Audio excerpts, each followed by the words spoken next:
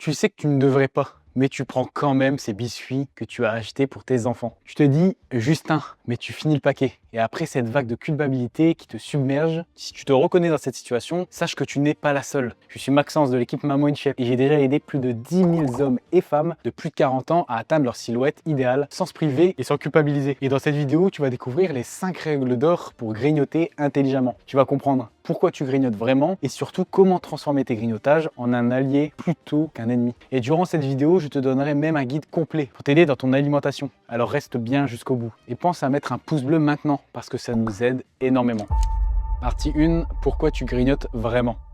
Avant de te donner les 5 règles, il faut que tu comprennes une chose essentielle. La plupart du temps, quand tu grignotes, ce n'est pas de la faim. Je sais, ça peut sembler bizarre. Tu te dis, mais si j'ai faim, c'est pour ça que je mange. Sauf que non, ce que tu ressens, ce n'est pas de la faim physique, c'est de la faim émotionnelle. Et il y a une énorme différence entre les deux. La faim physique, c'est ton corps qui a besoin d'énergie. Ton estomac gargouille, tu te sens faible, tu as du mal à te concentrer. Ça monte progressivement et n'importe quel aliment peut te satisfaire. Une pomme, des œufs, du poulet, peu importe. Tandis que la faim émotionnelle, c'est ton cerveau qui cherche du réconfort. Elle arrive d'un coup, sans prévenir. Tu n'as pas l'estomac qui gargouille, mais tu as une envie irrésistible de manger quelque chose de précis. Du chocolat, des chips, du sucré, du gras. Et une pomme ne fera absolument pas l'affaire. Et il y a 4 raisons principales qui te font grignoter sans avoir vraiment faim. 1. Le stress. Tu as une journée de fou au boulot. Les enfants ont fait une crise. Tu as 1000 choses à gérer. Tu rentres chez toi, tu ouvres le frigo et tu manges. Pas parce que tu as faim, mais parce que ton cerveau cherche du réconfort. La nourriture devient ton refuge. L'ennui. Tu es posé devant la télé le soir, tu scrolles sur ton téléphone, tu ne sais pas quoi faire de tes 10 doigts. Alors, tu grignotes. Pas parce que tu as faim, mais parce que tu t'ennuies. La nourriture devient ta distraction. 3. L'habitude. Tous les jours à 16 h, tu prends un café et un gâteau. Tous les soirs devant la télé, tu manges des chips. Ce n'est plus une question de faim, c'est devenu automatique. La nourriture est devenue ta routine. 4. La récompense. Tu as géré toute la journée, tu t'es occupé de tout le monde, tu as couru partout, alors tu te dis « je mérite bien ça ». Et tu grignotes. Pas parce que tu as faim, mais parce que tu cherches une récompense. La nourriture devient ta compensation pour tout ce que tu fais pour les autres. Et le piège, c'est que ton cerveau confond tout ça avec de la vraie faim. Tu penses sincèrement que tu as faim, mais en réalité, tu cherches juste à combler un vide émotionnel, à gérer ton stress, ta fatigue, ta frustration de ne jamais prendre de temps pour toi.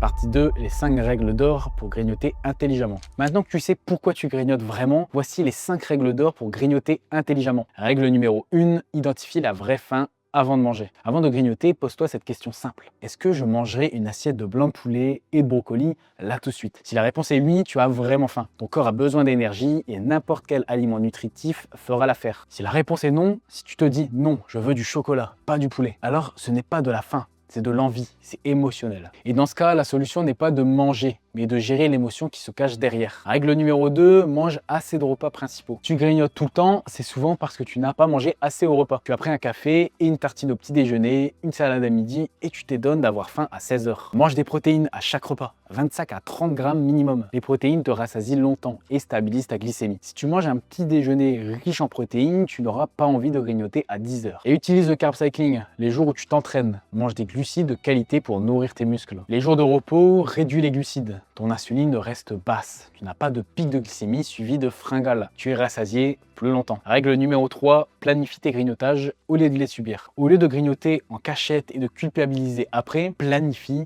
tes grignotages. Si tu sais que tu as une petite faim à 16 h, prévois un grignotage sain à ce moment-là. Un yaourt grec avec des noix, un œuf dur, une poignée d'amandes, un carré de chocolat noir à 85%. Comme ça, tu ne craques pas sur n'importe quoi et tu évites la culpabilité. Ton cerveau sait qu'il aura ce qu'il veut et il n'est plus en mode panique. Tu reprends le contrôle. Règle numéro 4, choisis des aliments qui rassasient vraiment. Si tu grignotes quand même, choisis des aliments qui vont te caler vraiment. Pas des glucides vides qui vont te donner encore plus faim 30 minutes après. Des protéines, des bonnes graisses, des œufs durs, du fromage blanc, des noix, du chocolat noir à 85%, des bâtonnets de légumes avec du houmous. Des trucs qui te rassasient vraiment et qui n'explosent pas ton compteur calorique. Numéro 5, gère tes émotions autrement que par la nourriture. Si tu grignotes à cause du stress, trouve d'autres moyens de compenser. Cohérence cardiaque 5 minutes, marche de 20 minutes, appeler une copine, te faire couler un bain, écouter de la musique. Trouve ce qui marche pour toi. Si tu grignotes par ennui, occupe-toi. Lis un livre, va faire un tour, lance une série, fais du bricolage. N'importe quoi, sauf rester planté devant le frigo. Si tu grignotes par habitude, casse la routine. Change ton trajet, change ton emploi du temps. Ne passe plus devant le placard à 16 h. Et remplace l'habitude par une autre habitude positive. Et si tu grignotes pour te récompenser, trouve d'autres récompenses. Un moment pour toi, un bain chaud, un épisode de ta série préférée. Tu mérites des récompenses, mais pas que de la nourriture. Et avant d'aller plus loin et te révéler comment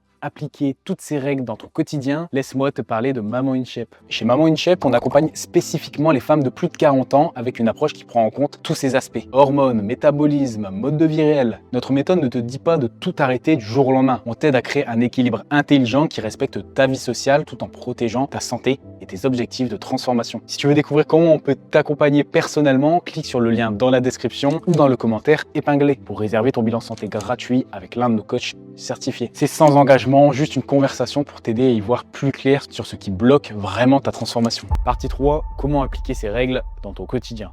Alors concrètement, comment tu fais pour appliquer ces 5 règles dans ton quotidien de femme qui court partout et qui n'a jamais une minute pour elle? Parce que c'est bien beau de dire de la théorie, mais dans la vraie vie, tu as les enfants qui rentrent à l'école, les devoirs à gérer, le dîner à préparer, la maison à entretenir. Et entre deux grignotages parce que tu es épuisé. Première chose, arrête de culpabiliser.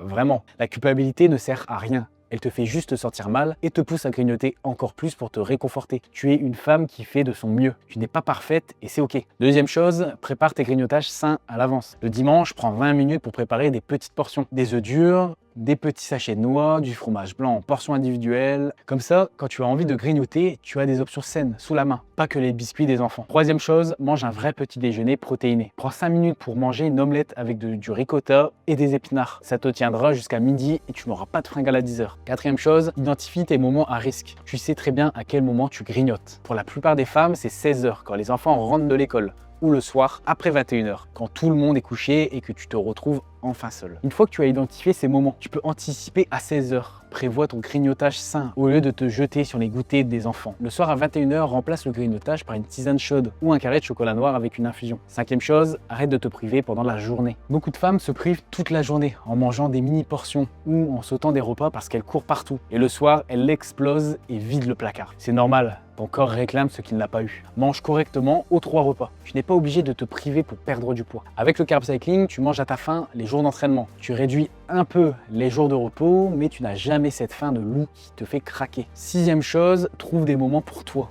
10 minutes par jour pour respirer, marcher, pour faire quelque chose que tu aimes. Ça peut tout changer. Parce que si tu ne prends jamais de temps pour toi, tu vas compenser par la nourriture. C'est ta seule échappatoire, ta seule récompense. Et septième chose, sois patiente avec toi-même. Tu ne vas pas appliquer les 5 règles parfaitement du jour au lendemain. C'est normal. Tu vas craquer de temps en temps et ce n'est pas grave. Ce qui compte, c'est la régularité sur la durée. L'objectif, ce n'est pas de ne plus jamais grignoter.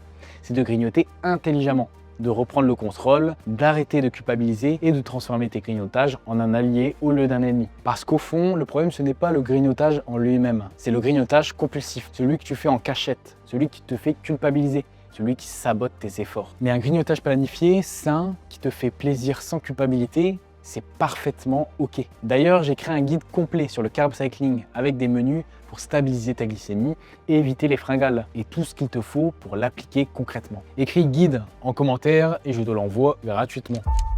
Conclusion.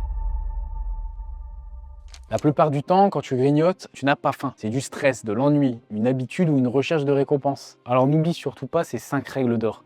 Cette approche, c'est exactement ce qu'on applique chez Maman in Shape depuis des années. Et ça marche parce que ça s'attaque aux vraies causes, pas juste aux symptômes. Si cette vidéo t'a aidé, pense à t'abonner et mets un pouce bleu. Et si tu veux aller encore plus loin pour transformer ton petit déjeuner sans culpabiliser, regarde cette vidéo sur le petit déj idéal après 40 ans. C'est la suite logique de ce que l'on vient de voir. Et tu vas découvrir ce que tu dois changer demain pour te sentir pleine d'énergie, réguler ton poids et bien démarrer la journée.